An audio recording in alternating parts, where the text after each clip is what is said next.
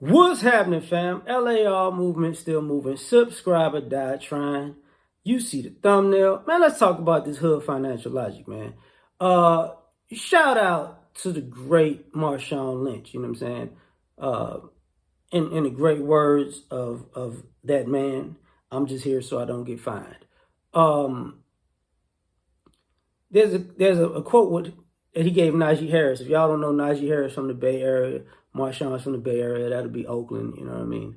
And but Marshawn Lynch is known for a lot of things, and his ability to save money is one of them that people just can't overlook, which is dope. But he told Najee, if you can't buy it twice, don't buy it. But he's cheaper than that. But let's talk about all the brothers who try to explain to you that, look, man, you don't need to be spending all your money. And you like, well, you balling. I'm balling. But don't think I'm balling with this year's money. I'm balling with 5 years ago's money, 10 years ago's money. I wasn't spending that money then. See what I'm saying? A lot of times when we talking about, gentrification, what happens is there's always a guy in the hood who's like, listen, man, you might want to buy these houses out over here. They're cheap now. You can fix them up. And then people go, man, people don't take care of stuff. They going to mess my stuff up, which people in the hood do. But they saying, listen, it ain't about what they doing today. It's about what people doing 5 years from now, because they're going to gentrify this area. And that house that they messing up, the price going to double, triple, quadruple in a matter of a year or two's time. I'm telling you. That's that hood logic, that hood logic. And it's like, that's not true. Then it happens. Remember, who was that movie? It wasn't Boys, was it Boys in the Hood? When Larry Fishburne, Lawrence Fishburne, or Fishburne, I'm sorry. Was that Larry? I think it was playing Cuba Gooding Jr.'s father, and he was showing the people that they was going to gentrify. The same hood logic that was in Baby Boy. Guns and butter, baby. Guns and butter. Make me cough doing that. Chad Johnson, he does that. He's very cheap. For some of y'all who can't see it, Floyd Mayweather, very cheap. How is that? Because these guys have always been cheap. They always have been cheap. You know what I'm saying? Like, save your money, young blood. Why you gonna spend all your money on a car and clothes and don't have any money in your pocket? The hood financial logic, when you have the old school guy who's always in work boots, jeans, and a regular work shirt, a t-shirt or whatever, and you're like, man, he might have had the same truck for 10 years, but you know what he always has? Money.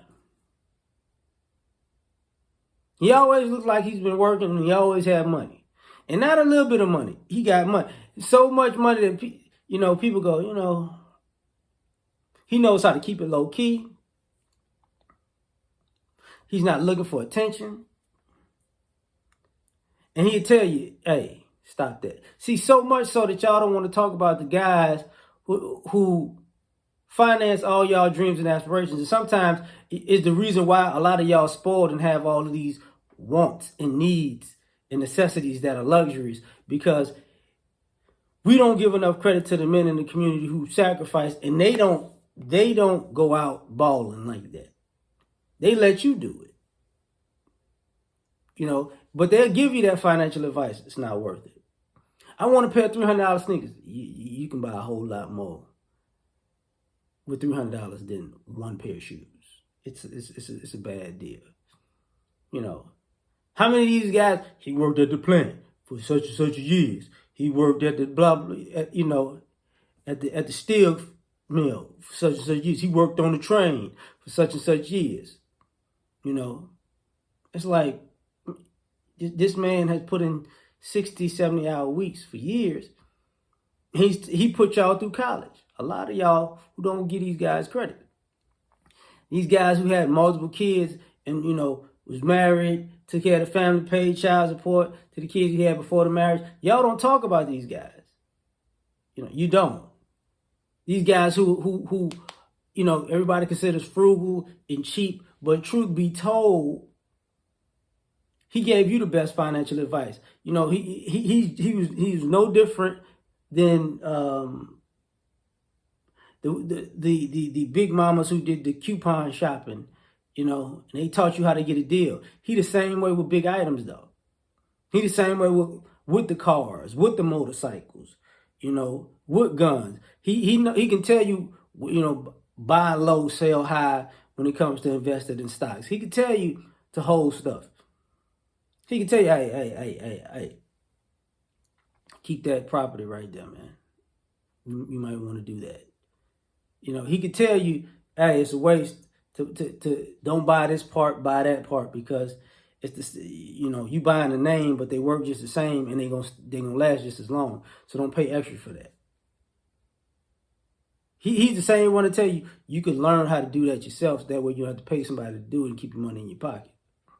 Let's talk about the hood financial logic and how much money it saved people. But like, share, subscribe, or die trying. Catch y'all on the next one. Peace.